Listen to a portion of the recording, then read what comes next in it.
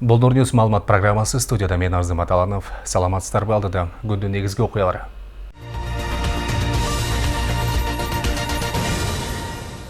Сузакта жөлөк пулдун кагаздарын бүтүрүү үчүн пара алган кызматкер кармалды. Ыкчам иликтөөнүн жүрүшүндө кызматкер аял акча алып жаткан жеринен колго түшүрүлгөн. Жээнбеков менен Зулпукаровду жоопко тартууга уруксат берилген жок. Асылбек Жээнбеков менен Төрөбай Зулпукаров Кумтөр иши боюнча коррупцияга шек саналып жатат. Айымдардын саясаттагы ролу коом тарабынан мырзаларга салыштырмалуу аларга болгон ишеним азыраак. Буга эмне себеп? Бүлө менен көп мындай үйдөгү жумуш менен алек болбосо, айымдар болсо үй жумушундагы анан өзүнүн жумушунда бирге алып келиш үчүн мен ойлойм ошондуктан 250% мындай көбүрөөк талап кылынып атат да. Биринчи камера даярсаңызбы? Маалыматты жеткирүү чоң машакат. 8 декабрь телевидение жана радио кызматкерлеринин күнү.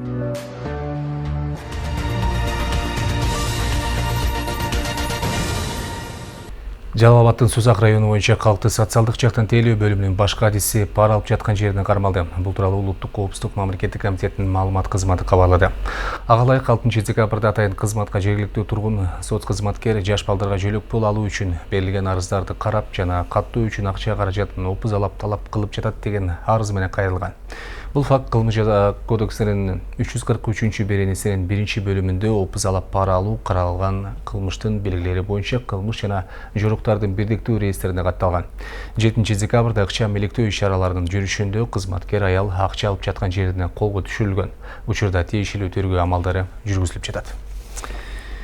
Чолпон Ата шаарында жайгашкан Ысык көл райондук электр тармактарынын башчысы үйүнө криптовалютаны өндүрүү үчүн майнинг ферма уюштуруп алганы аныкталганын Улуттук коопсуздук комитети билдирди. Маалыматта бул иш боюнча тергөөнүн алкагында келтирилген зыяндын өлчөмү аныкталып жатканы айтылат. Ал энергетика тармагында иштеп жатып, суунун аздыгынан улам республикада энергетикалык каатчылык болуп жатканына карабастан, кызматтык абалдан кыянаттык менен пайдаланып, электр энергиясын уурдап, муну менен өлкөнүн энергетикалык коопсуздугуна зыян келтирген деп айтылат атайын кызмат тараткан маалыматта. Атайын кызмат буга чейин өлкө аймагындагы бир топ майнинг фермалар табылганын билдирген. Мындай фактыларга байланыштуу сотко чейинки өндүрүш башталып, жүздөгөн жабдыктар алынган. Жогорку кеңеште түзүлгөн депутаттык комиссия башкы прокуратурага депутаттар Асылбек Жээнбеков менен Төрөбай Зулпукаровду жоопко тартууга уруксат берген жок. Ал эми депутат Бакыт Жетигеновдун маселесин кароону кийинкиге калтырды. Бул тууралуу комиссия мүчөсү депутат Эбил Токтошов билдирди. 1 декабрда түзүлгөн депутаттык комиссиянын корутундусун бүгүн 8 декабрда жалпы палата карайт. Жээнбеков менен Зулпукаров Кумтөр иши боюнча коррупцияга шек саналып, быйыл июнда Улуттук коопсуздук боюнча мамлекеттик комитеттин тергөө абагына камалышкан. Жетигеновду УКМК бийликти курал колдонуп күч менен басып алууга даярдык көрүү деген айыптын негизинде быйыл ноябрда кармаган. 1 декабрга чейин иштеген жазык процесстик кодекстин талаптарына ылайык 3 депутатты жоопко тартууга макулдук алуу үчүн башкы прокуратура 24-29 ноябрда жогорку кеңешке тиешелүү сунуштамаларын жөнөткөн. Кыргызстанда аялдардын 29% физикалык зомбулукту жана кордоону өз коомундагы аялдардын кадимкидей көйгөй деп эсептешет. Бул боюнча бүгүн маалымат жыйында гендердик зомбулукка каршы 16 күн глобалдык кампаниясы темасында сөз болду. Бул боюнча иш-чарага катышууга Кыргызстанга Евровидение 2021 сынагынын финалисти Манижа Сангинда келген. Теманы калачы узулатат.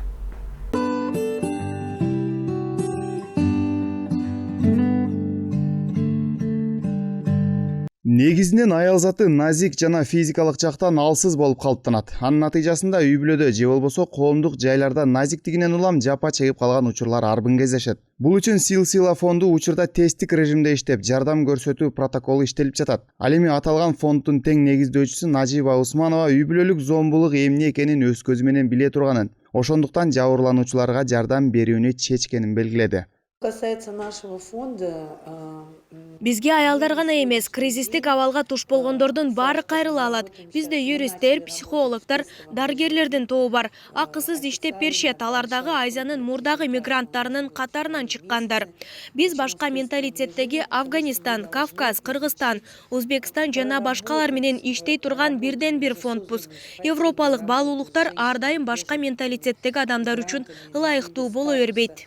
Ошондой эле музыкант, Евровидение 2021 сынагынын финалисти, Силсила фондунун негиздөөчүсү Манижа Сангин Кыргыз Республикасынын Россиядагы аял мигранттарына карата зомбулук маселесин чечүүгө аракет кылуу үчүн маданиятты үйрөнүү максатында Кыргызстанга биринчи жолу келгенин билдирди. Спасибо, что нашли время, потому что на самом деле это очень важная тема.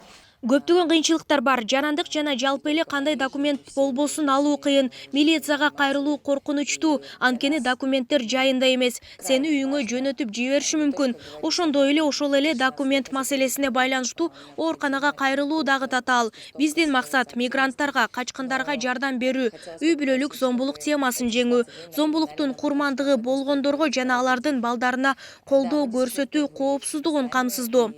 Өзгөрүү керек жана биз бул жерде сиздин маданиятыңызга аралашуу үчүн келдик. Бул бизге кантип туура мамиле түзүүнү түшүнүүгө жардам берет. Ушул сыяктуу эле Бириккен Улуттар уюмунун аялдар түзүмүнүн компаниясы да Кыргызстанда 30 жылдан бери иш алып барып келет. Анын өкүлү Уулзи Сүрен Жамсыран билдиргенде, өлкөдө гендердик теңсиздиктин дагы бир себеби аял затынын билим деңгээлинен көз каранды экендиги аныкталган. Практически к концу 16-дневной кампании активизма. Биздин тажрыйбага таянсак, Кыргызстанда 1 жылдык көрсөткүчтү алганда 700-дүн тегерегиндеги жогорку билимдүү, кайсы бир кесип ээси болгон аял заты үй бүлөлүк зомбулукка кабылган болсо, ошол эле учурда 3000ден ашык жалпы орто билим гана алган аял заты алсыз болгон үчүн жабыркап келет. Анткени алардын көбү өз укугу тууралуу толук маалыматы жок.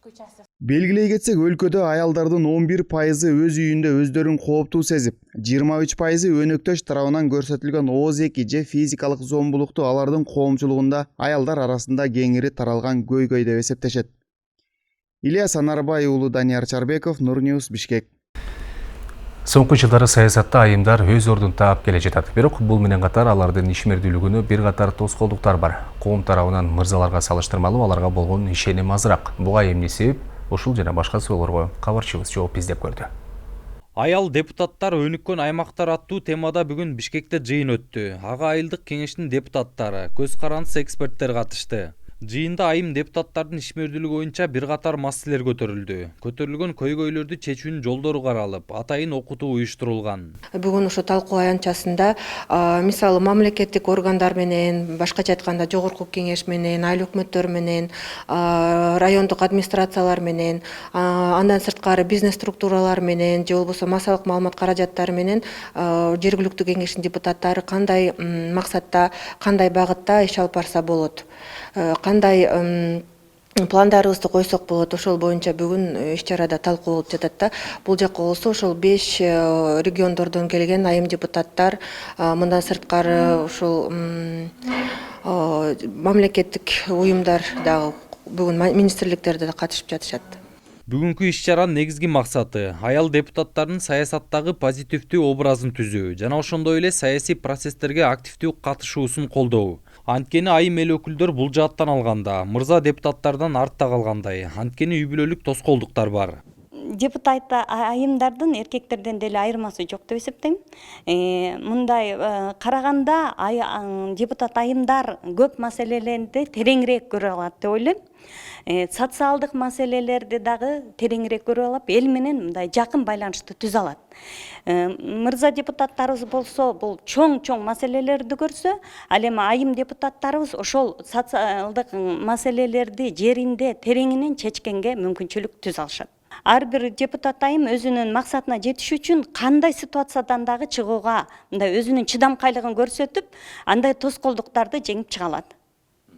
Мен азыркы учурдагы депутат айымдарга ишенем. Быйыл Кыргызстанда айыл кеңештерине шайлоо алгачкы жолу аялдарга 30% квота берүү менен өткөрүлдү. Натыйжада айыл кеңештеринде аялдардын саны 9%дан 38%га өстү.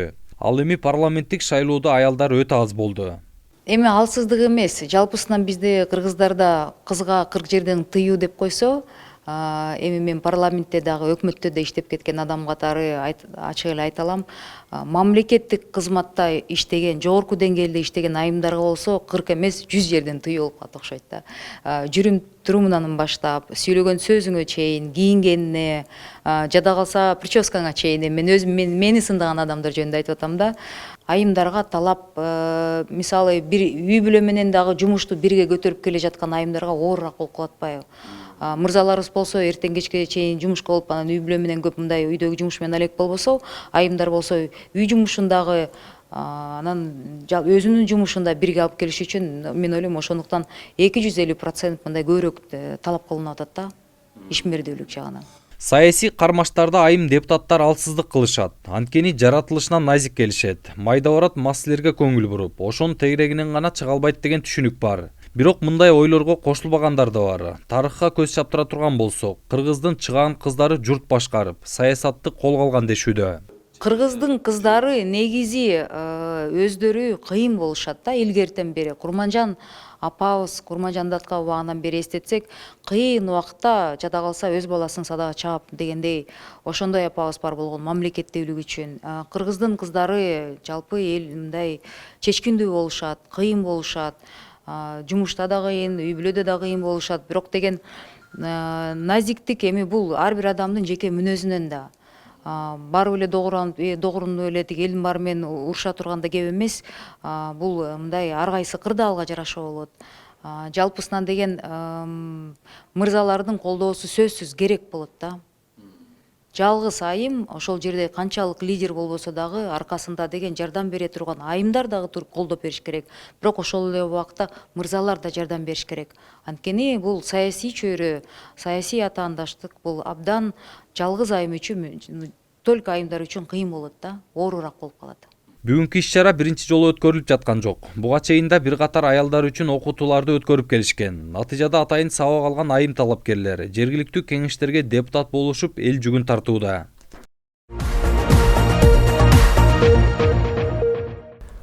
Президент Садыр Жапаров жол кыймылынын коопсуздугун камсыз кылуу боюнча кечиктирилген иш-чаралар жөнүндө жарлыкка кол койду. Мамлекет башчынын басма сөз кызматы бүгүн билдиргендей, аталган жарлык жол кыймылынын коопсуздугун жогорулатып, жабыркагандардын санын, жол транспорт кырсыктарынын кесепеттерин азайтууга багытталган.